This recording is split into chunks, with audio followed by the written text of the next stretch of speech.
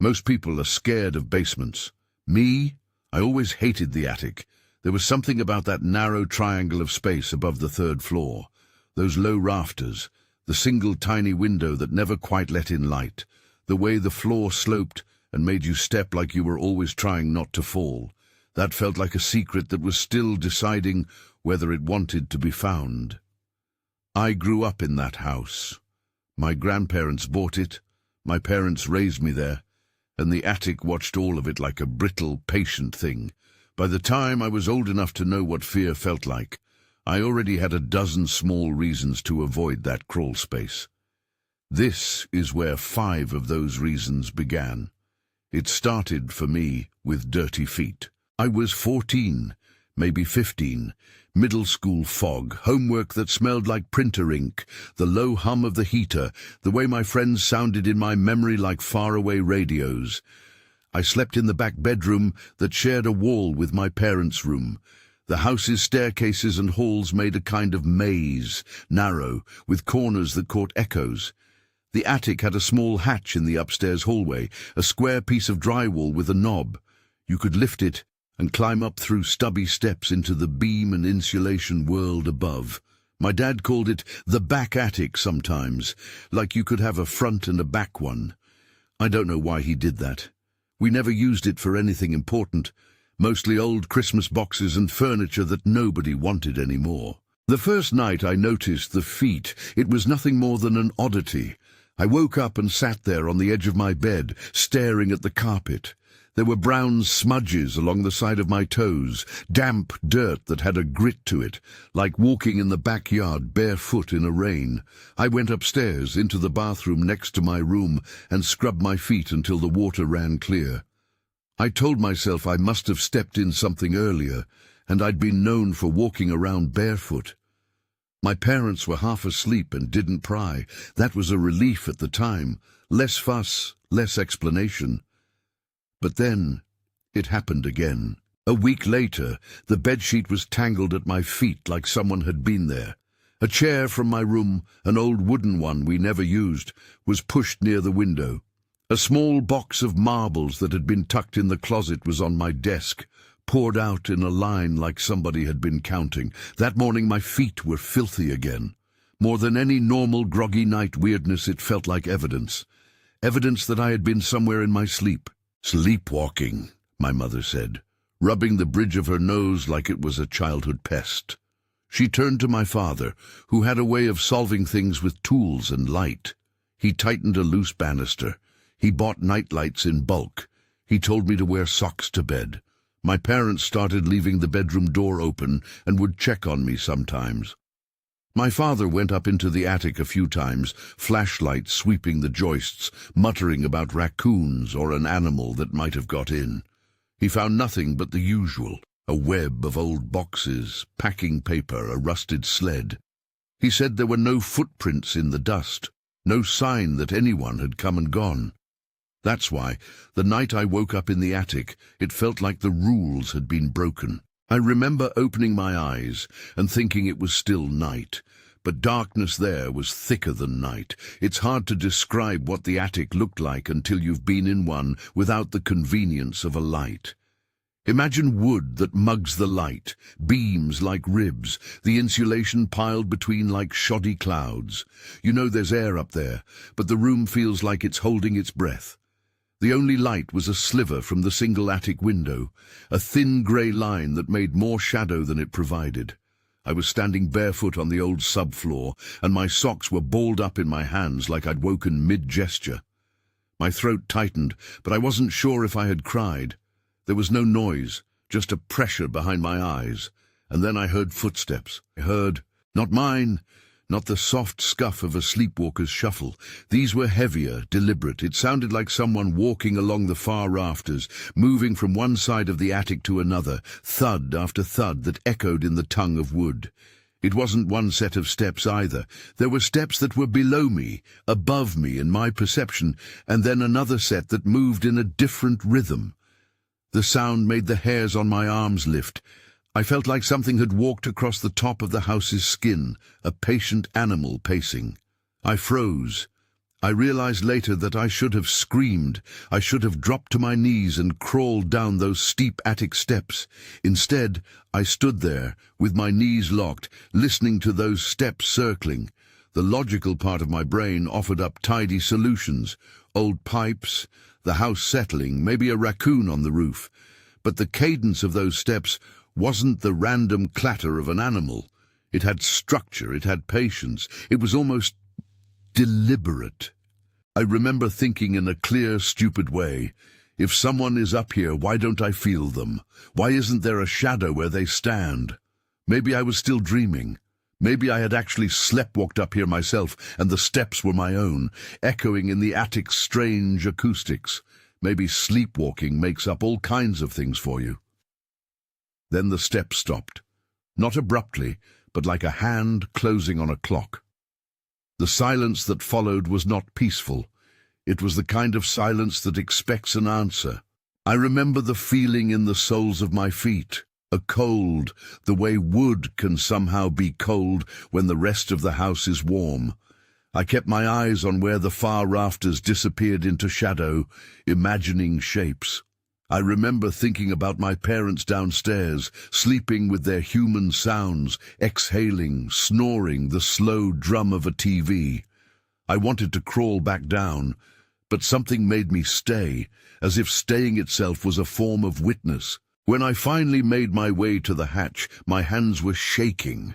I climbed down the steps and closed the hatch behind me. Later, when I told my parents, my mother hugged me and told me to stop going into the attic at night. My father, with his practical wry face, installed a latch to keep the attic door locked from the hallway side and promised he'd check the roof. We never found a single footprint in the dust. The dust had been there before I was born. If anyone had walked across it, it would have scattered. The boards around the attic hatch were unmarked. No one had entered. My sleepwalking stopped shortly after that. Maybe it was the latch, or maybe it was the fear sown into me by standing in the dark and hearing other feet. But the image stayed, me in that thin rim of light, the sound of steps that seemed to pass through the house like a tide. Years later, when I would be older and skeptical in new ways, I could still feel that memory as if it were an ache in my bones. It felt like someone had left a mark on the house without using paint. The second story begins with a different kind of curiosity. The dangerous kind that comes when you are entrusted to fetch something mundane and find instead a thing that reads like a confession.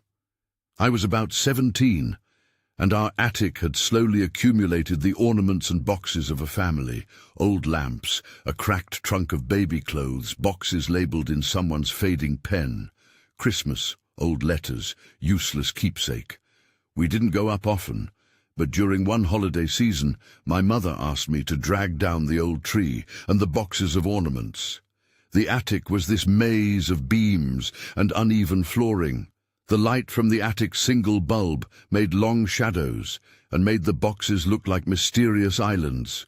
I remember the smell, a mix of dust, musty paper and wood polish gone stale. I was hauling down a plastic tub when my hand caught on something under an old quilt. It was a box, but it wasn't the usual corrugated storage bin.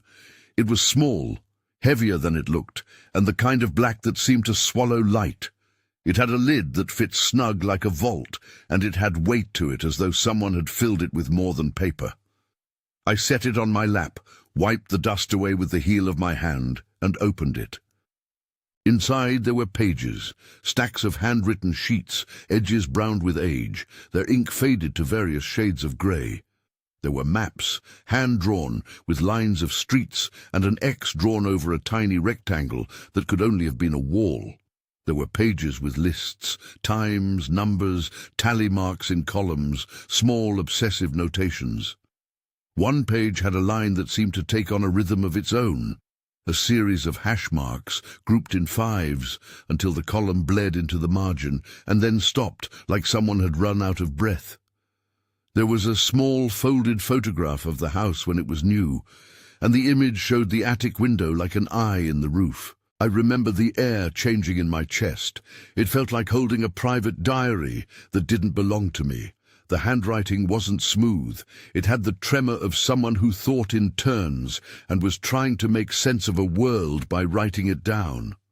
Some pages were dated in a way that didn't mean much, a year or a notation that might have been a year, and others were simply entries that read like fragments. Missing space, one line read. Can't find access. Tally. And a row of marks. There was a tension between the mundane and the strange in that box. It was full of the obsessive. The kind of obsession that piles things into an attic because the thing pursued can't be solved. I took the box down to the kitchen table. My father, who'd shown up to help because my mother had called him when I said I'd found something, sat opposite with his elbows on the table and the kind of look on his face men get when something complicates a weekend project. We started reading. Some entries were just lists of repairs, names of tools, times of day. Others were sketches of the wall in the bedroom, the wall my parents used to call plain, as if the wall itself could be a boring thing. In one margin, someone had drawn the wall with a rectangle shaded in black, and the notation hidden behind plaster, no seam visible. On another page, the same hand had made a map of the attic beams and marked one spot with an X, and the words, "Gap, sound hollow."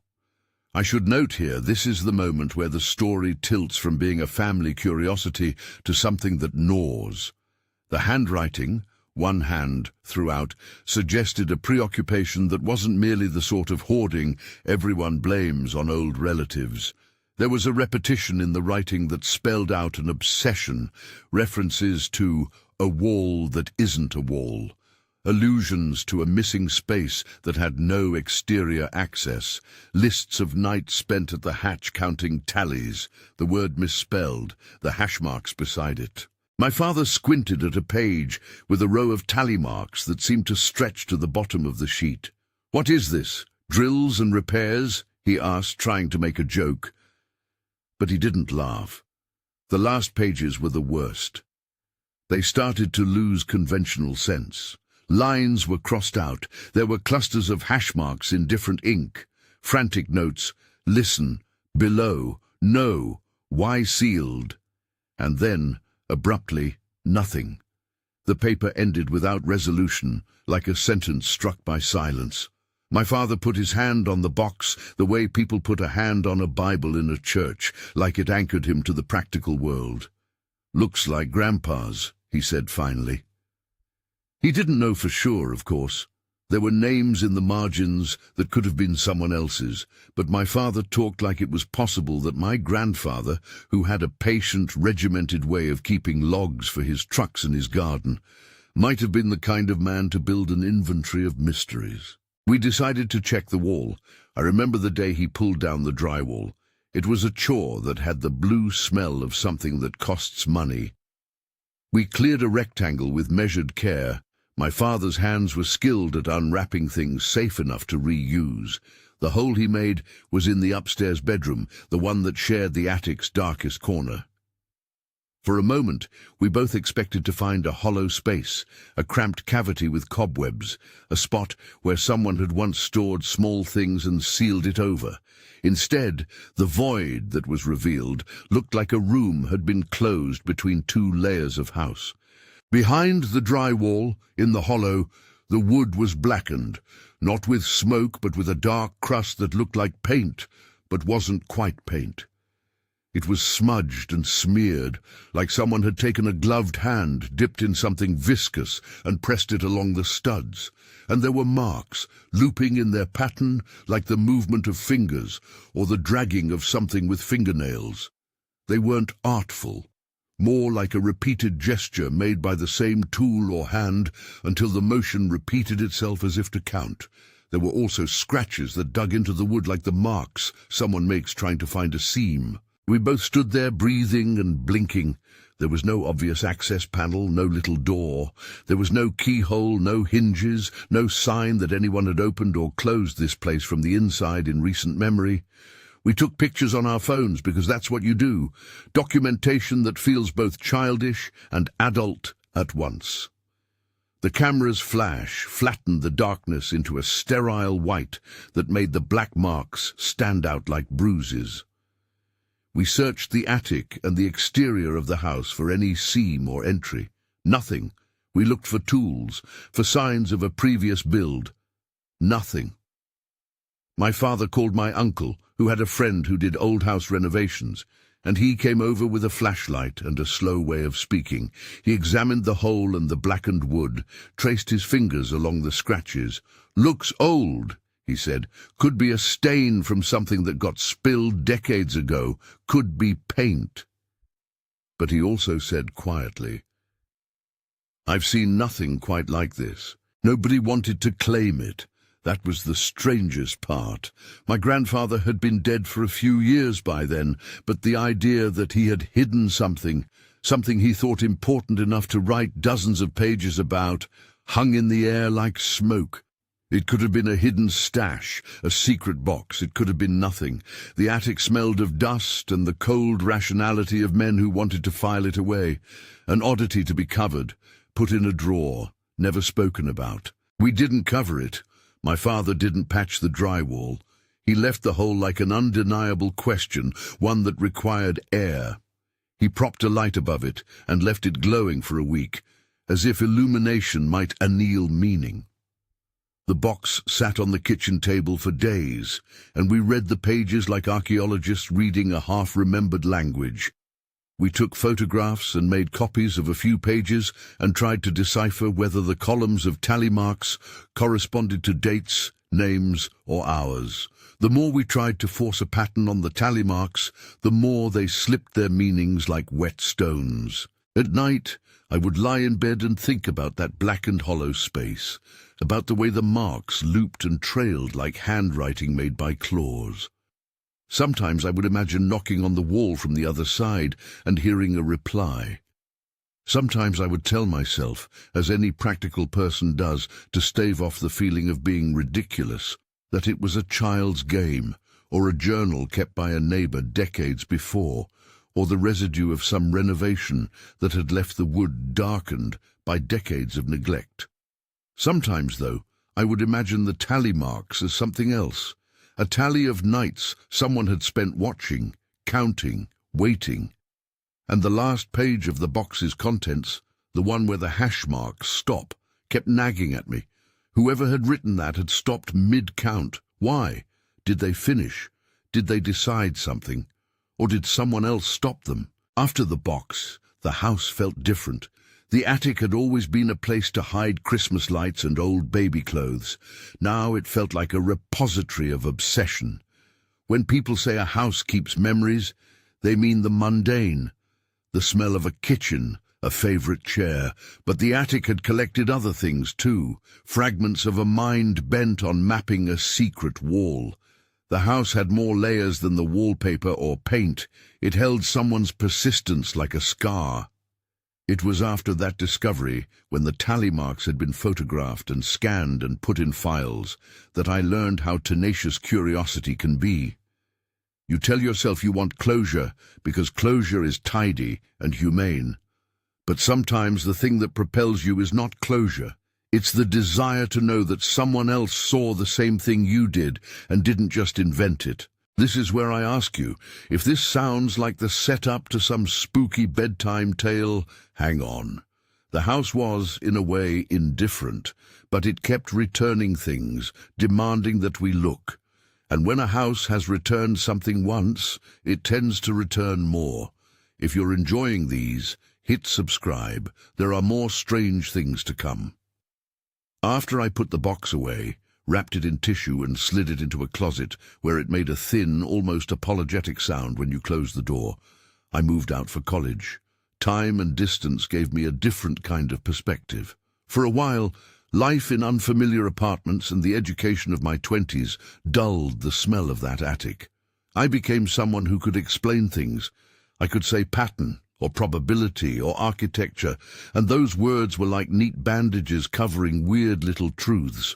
Then years later, I came back to the house as an adult, living alone for a bit between jobs and places. I liked the old place because it was steady, because you could walk through and remember things like landmarks on a map. But being an adult in that house also meant that you were responsible for the things your parents used to shrug off. I took the attic bulb down to change it. I went outside to smoke on the back porch during an anxious night of thinking about life choices.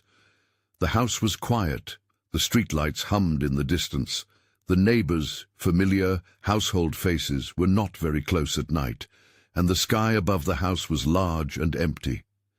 It was on one of those night walks that I noticed movement in the attic window. From the yard, you can see the attic's little rectangle of a window. Up close, it's smaller than it looks in photographs, a tiny eye.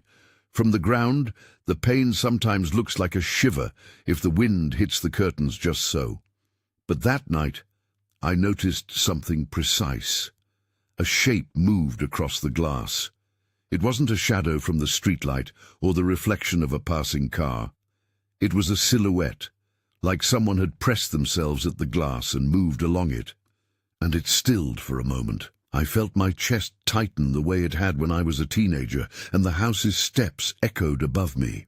I told myself someone was inside the attic. Maybe a neighbor had climbed a ladder, or a trespasser had found a way in. The house had old trim and hidden gaps. It wasn't impossible. The rational part of my mind, the adult who unpinned every oddity with a reason, lined up possibilities like dominoes: vagrant, vandal, prankster college kid, raccoon with a broad forehead. But the shape was too deliberate for a raccoon, and the timing, midnight, made the prank theory thin. When I went back inside, I carried a long flashlight and a small kitchen knife in my pocket. It wasn't a rational defense, but it was something I had seen in movies that made people feel safer. The steps to the attic felt steeper than they used to. The house made the usual old house sounds. The furnace would kick on, shingles whispered, pipes shifted. But there was another kind of sound too, like a drag of something on wood coming from the topmost floor. Slow and patient. For a second I thought it was the house settling, and then there was the metallic scrape of something being dragged, a noise that wasn't in sync with the wind or the heater. I climbed the attic steps and stopped at the hatch. My hand hovered over the rim of wood, and the room above smelled like rain and cleaned cedar and something darker, like a bucket of oil. I pushed the hatch and went up without turning the attic light on. The window's silhouette was a black square in the distance, and there were streaks on the glass that caught the moonlight. That's where this first part ends. Me, hands on the hatch, the air up there cold and still, the house holding its breath, the attic window like an eye, and something inside the attic that had just moved. My flashlight felt small in my palm. The scrape sounded again, nearer this time, like someone or something testing the edges of the world. I hesitated, and every rational explanation lined up behind me and said, go back, close the hatch, call someone, live in the daylight. But curiosity is a stubborn thing. It's the kind of ache that keeps you from leaving, even when leaving would be reasonable.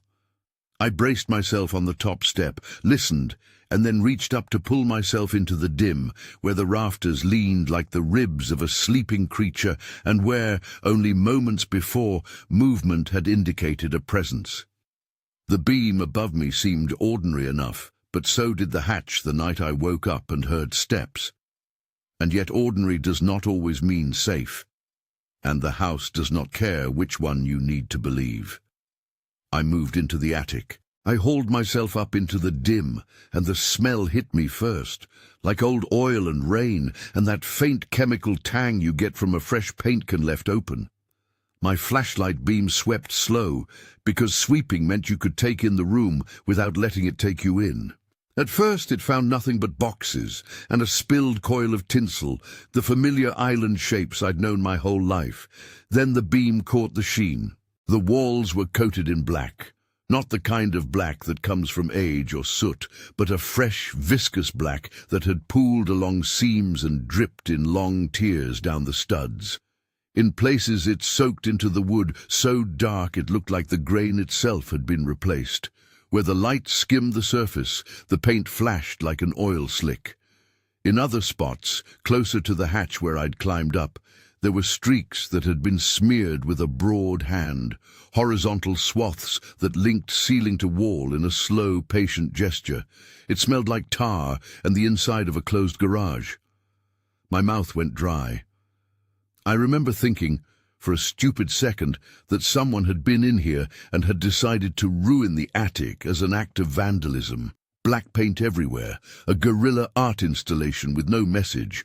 That idea lasted until my flashlight found the scratches. They weren't shallow.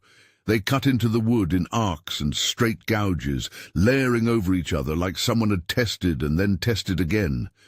Some of the marks looked as if nails had been dragged across the boards with a deliberate, almost counting motion. One mark, pause, then another. In a few places the wood was flayed, fibers standing up like the whiskers of a raised cat. Around some of the deeper gouges the black paint was smeared in circles, as if whatever had made the marks had then pushed its hand through paint and pressed it along the stud. There were also prints. Too large for a raccoon, too irregular for a bird. They were palm-sized smears, as if someone had pressed a gloved hand into the paint and dragged it down. Wet paint pulled away from the tips of these smears in tiny strings, some still attached to the wood like stubborn cobwebs. In a corner, the paint had been dragged along the floorboards and left a palette of wet black that reflected the flashlight like a shallow puddle. I stepped forward and felt the tack of it on the soles of my bare feet. A little of the paint had splashed on the subfloor near the hatch. The sticky cold transferred through the wood. I felt sick in a way that had nothing to do with my stomach and everything to do with being wrong-footed. This was not the attic of quiet boxes and nostalgic dust. It was a space that had been used to make a mark. The scrape I'd heard from the yard sounded again, nearer, as if something in the house was testing its edges. I found myself listening not for steps, but for the sound of breathing, some human proof that the motion had an origin. There was nothing but the attic and the house, and the long hum of the world outside. Downstairs, the front door swung on its hinges now and then with the house's breath. I should have left the attic and called someone from the phone in the kitchen. Instead, I took out my phone and snapped pictures. It felt almost sacrilegious to disturb the scene. But I wanted proof for myself, something tangible that would bridge the part of me saying vandal with the other part that kept thinking about the black hollow behind our plaster. When I called the police, my voice was steadier than I felt. I told them I lived here again, that I had found the attic messed up, that it looked like paint. Everything I said sat like a list of small truths. 2 officers came after about 20 minutes, uniforms creased, flashlights sharp. They climbed the attic steps with the careful, professional cadence of people who have seen more than they tell. One of them ran gloved fingers over the smeared wall and looked at me as if the explanation might be written on my face. "How long's it been like this?" he asked, and I told him I'd just come home from walking the yard and had noticed movement in the window. He nodded and kept his hands in his pockets, and I realized I wanted him to believe me in the way a child wants a parent to believe a story about monsters. They photographed the smeared walls, the gouges, the hand-sized smears, the drips that hung like black stalactites. They dusted for prints around the hatch and on the rim of the window. I watched as the technician's gloves moved with a calmness I didn't feel. After a while, one of the officers tapped his pen against a notepad and said the obvious things. It might be vandalism, it might be someone with access. They asked if anyone else in the family had keys. I answered with the truthful, breathy list. Parents, my old roommates years ago, a neighbor during lockouts, contractors sometimes. They took my contact information and told me they'd put it in the report. Then they asked what I thought. "What do you mean?" I said. He looked at me like a person sizing up another person for likelihoods. "House has been here a long time? Any history of—" He gestured at the black as if his words could be painted on it. "Anything odd?" "I don't know," I said honestly. "There are some things, boxes, papers, a sealed hollow in the wall. I found some pages once. Tally marks. That's all I can say. I told them about the box in the closet and the hole my father had made years before. I tried to explain the strange rhythm of it, how the marks seemed to repeat gestures I'd seen in the attic box's tally marks. The officer nodded, the way people nod when they are assembling a puzzle, but refused to say whether the pieces will ever fit. They checked the exterior of the house, walked the eaves, examined the siding under the attic window, measured the height from the ground for possible ladders. The neighbor across the street came out at one point, rubbing sleep from his eyes in a tank top and jeans, and he told the officers he had seen nothing unusual. The officers patted the boards with their gloves and told me they would check for surveillance in the area and ask nearby neighbors.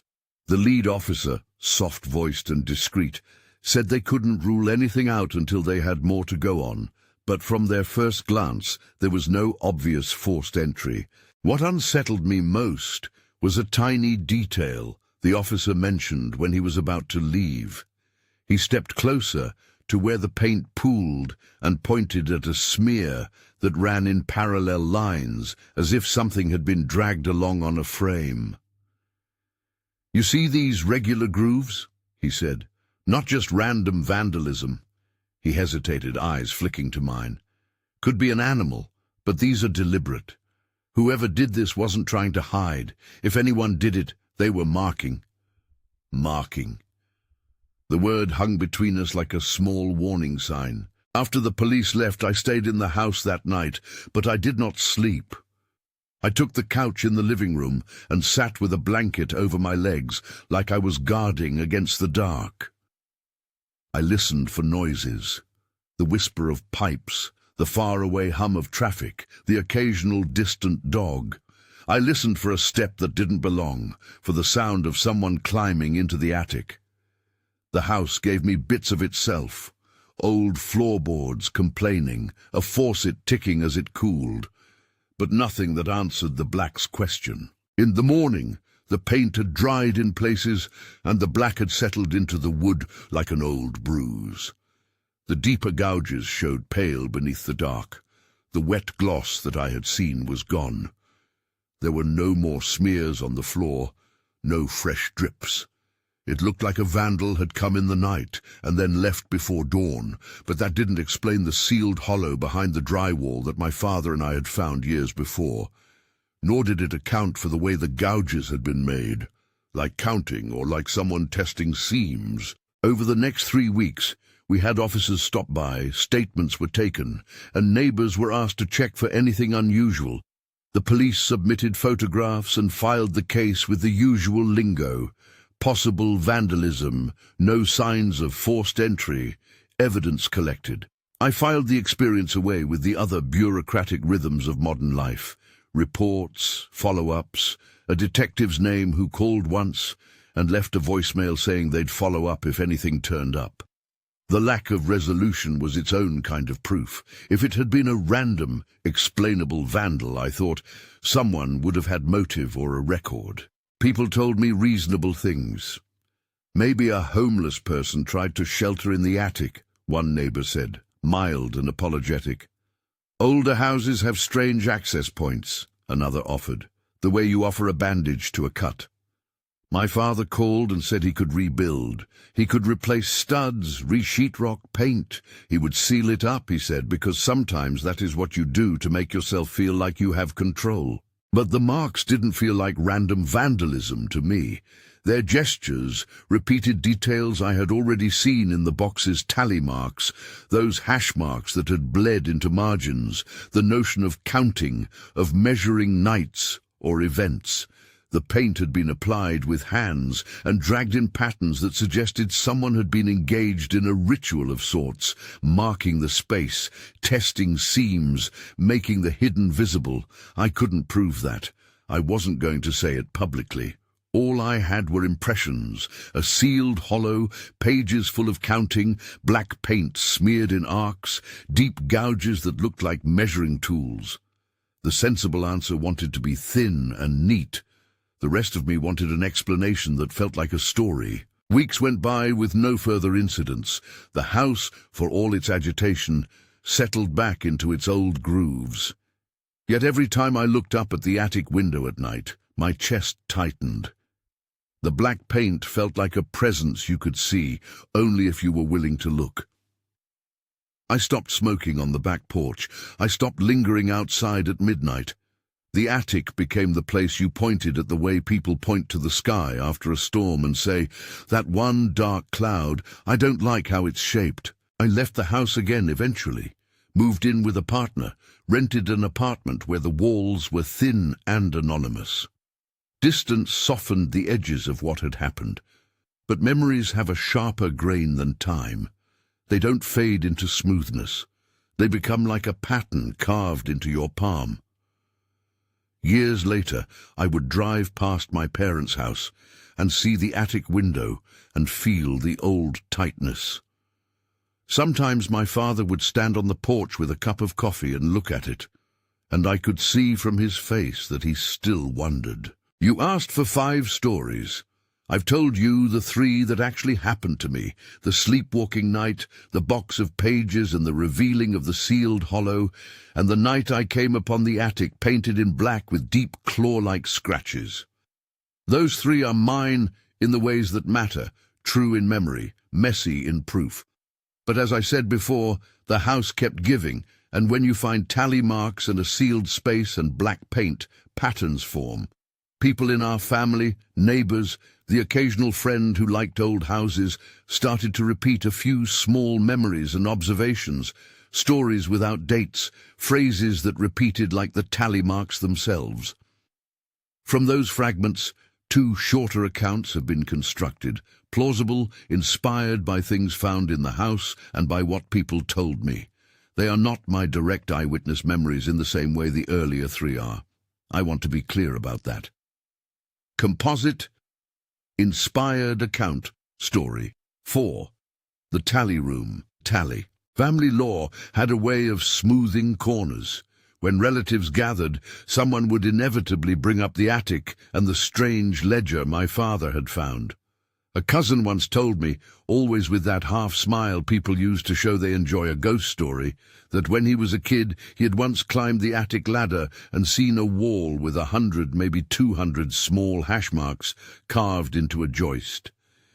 He insisted he remembered the rhythmic pattern, groups of 5, cross marks, columns that ran up and down the stud like a scorekeeper's list.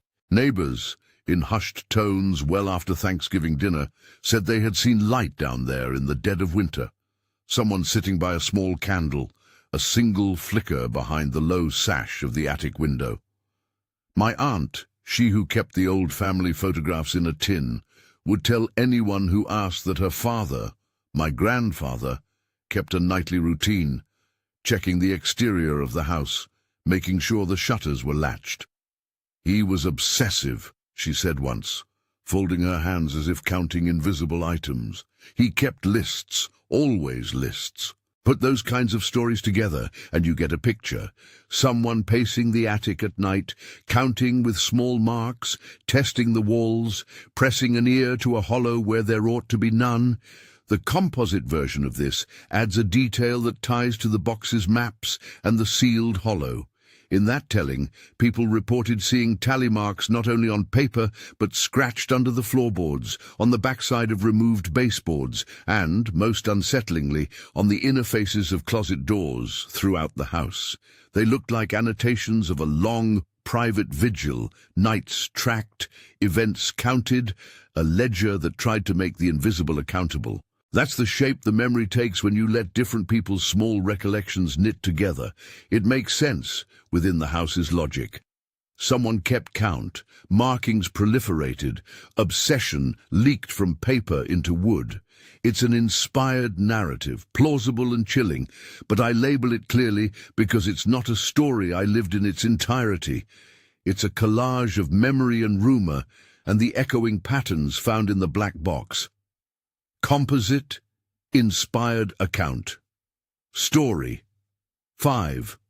The night window. The little attic window became an eye in the stories people told.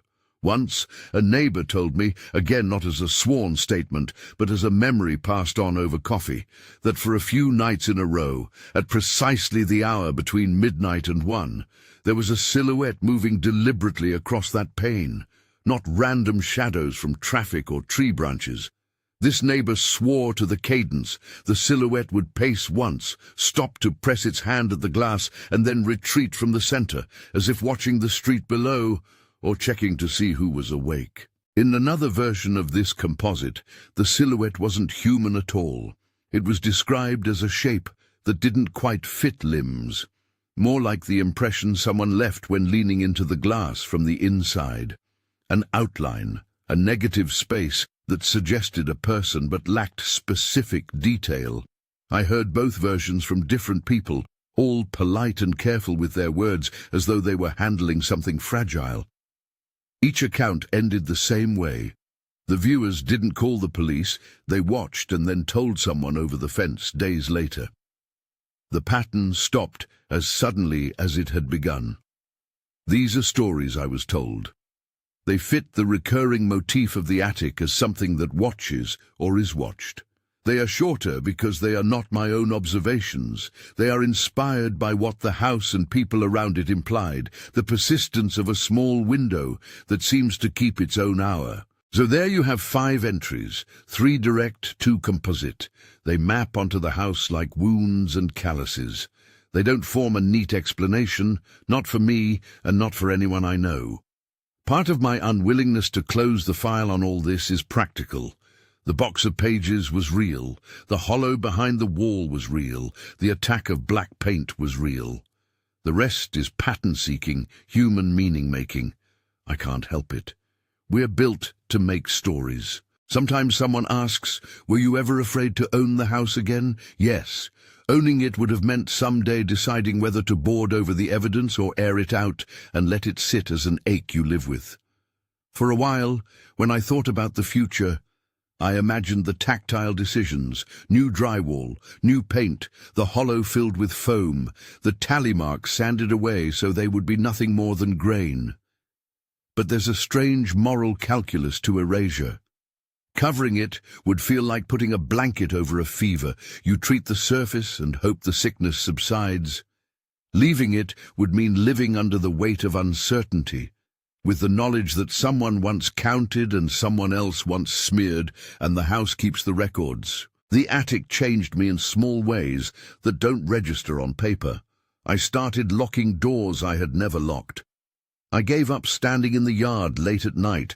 I stopped assuming that every creak had a reasonable cause. I learned to live with the uneasy curiosity that sits behind knowledge, knowing it was possible someone had been in our walls, while also knowing another answer might be true. Ambiguity lived in the house like another tenant. Sometimes at night, when I drove past on my way to somewhere else, an errand, a friend's house, I would slow at the corner and look up. The attic window was a small rectangle against the larger dark. It was too high to see clearly, but enough to make out whether it was lit or not, whether a shape moved against the glass or the curtains held taut. I never once saw the paint again, nor the gouges fresh as they had been. The house had been patchworked and primed in the months after the police visit, as houses eventually are. Things get mended because life requires ordinary surfaces to rest against. And yet, sometimes I think the house remembers differently than we do. When wind finds the eaves and timbers cry under its pressure, the attic emits noises that rhyme with the old steps I'd heard as a kid and the dragging I'd heard as an adult. The notch of memory between the sealed hollow and the tally marks and the wet black paint is still there. The house keeps an archive in its bones. If you believe in patterns, you'll look at those hash marks in the box and the smeared black paint and see the slow logic of an obsession. If you prefer tidy explanations, you'll settle on vandalism as the simplest fit. I see both and neither. I remember being a teenager with filthy feet and the sound of steps that didn't belong to me.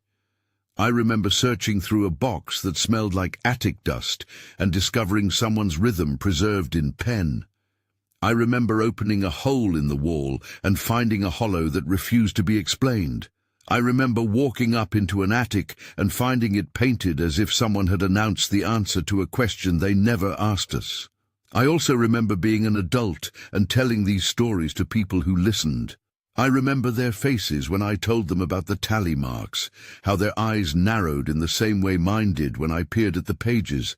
Memory is a conversation, not a single voice. So what did it all mean? I can't tell you. I can say this. The house made a habit of offering things that were almost explanations. Tally marks that suggested counting, paints and marks that suggested someone wanting to be noticed, a sealed hollow that suggested hiding, but it refused to let those things line up into a single, satisfying narrative. Instead, it kept pulling at the thread until doubt frayed at the edges. When I look back at the attic window from the street, lights on in the houses across the way, I still get that pull in my chest. I can't know whether someone watches from inside or from outside, whether the tally was counting days or visitors or something else entirely. I imagine the attic as a mind that has been busy in ways the rest of the house never suspected, keeping lists, leaving traces, waiting for someone to read them. If you've ever lived in an old house, you know how it is. Every floorboard has a story, every nail a rumor. But attics are different. They are repositories for things people don't want to see every day. They are the house's underside, and the underside sometimes contains the things we don't allow ourselves to put in the light. So I'll leave you with the image that keeps me awake more than any other. On a windless night, the little attic window, a black rectangle in a dark roof. A thin line of light that betrays the possibility of movement.